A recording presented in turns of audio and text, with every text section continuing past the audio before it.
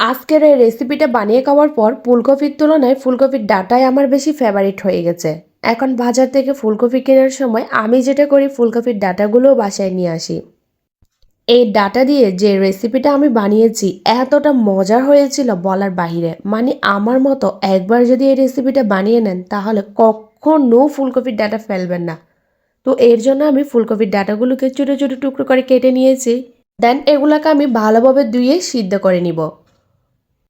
আমি ফুলকপির ডাঁটাগুলো দিয়ে দিলাম, সেই সাথে আমি দিয়ে দিচ্ছি এক টুকরো ছোটো মাছ, আর দিয়ে দিব এক ফালি লেবুর রস। আপনারা চাইলে এখানে যে কোনো ধরনের মাছ ইউজ করতে পারেন।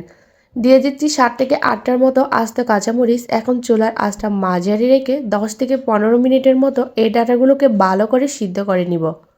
আমার ফুলকপির ডাঁটাগুলো কিন্তু এখন খুব ভালোভাবেই সিদ্ধ হয়ে গেছে, তাই আমি এগুলোকে পানিটা জড়িয়ে উঠিয়ে নিব। আর ডাঁটাগুলোকে আমি খুব ভালোভাবে ঠান্ডা করে নিব, কারণ এগুলোকে ঠান্ডা করে ব্লেন্ড করতে হবে। গরম অবস্থায় কিন্তু কখনো ব্লেন্ড করতে যাবেন না। ডাঁটাগুলো আমি একটা বাটির মধ্যে নিয়ে নিলাম, সেই সাথে যে মাছটা সিদ্ধ করে রেখেছিলাম ওই মাছের কাঁটাগুলো ফেলে দিয়ে মাছটা নিয়ে নিলাম। আর নিয়ে নিচ্ছি 1 চা চামচের মতো আস্ত সরিষা, হাফ চামচের মতো আদা বাটা। এখন এগুলোকে আমি খুব ভালোভাবে ব্লেন্ড করে নিব। আর হ্যাঁ, অল্প একটু পানি দিয়ে এগুলোকে ব্লেন্ড করে নেবেন। দেখতে পাচ্ছেন একদম মিহি করে, যতটা মিহি করা সম্ভব আমি ওইভাবেই কিন্তু এটাকে ব্লেন্ড করে নিয়েছি। দেন চুলায় চলে যাচ্ছি। চুলায় একটা প্যানের মধ্যে দিয়ে দিচ্ছি 2 টেবিল চামচ রান্নার তেল, হাফ চামচ দিয়ে দিলাম কালো জিরা, হাফ কাপ দিয়ে দিচ্ছি পেঁয়াজ কুচি, 1 টেবিল চামচ দিয়ে দিলাম রসুন কুচি। এখন পেঁয়াজ রসুনগুলোকে আমি একটু গোল্ডেন ব্রাউন করে ভেজে নিব। দেন যে ডাটা আর মাছের পেস্টটা ছিল ওটা দিয়ে দিচ্ছি। এখন আমি এই পেস্টটাকেও 3 থেকে 4 মিনিটের মতো একটু তেলের সাথে ভেজে নিব। ভেজে নেওয়ার পর আমি এখানে দিয়ে দিচ্ছি পরিমাণ মতো লবণ, সেই সাথে দিয়ে দিলাম হাফ চামচের মতো হলুদ গুঁড়া, আর দিয়ে দিচ্ছি একটা ছোটো সাইজের টমেটো। টমেটোটাকে আমি একদম কুচি করে কেটে নিয়েছি, কিমা কুচি যাকে বলে। নেড়ে চেড়ে সবগুলো মিশিয়ে নিচ্ছি। আর এখন আমি এটাকে 5 থেকে 6 মিনিটের মতো রান্না করে নিব।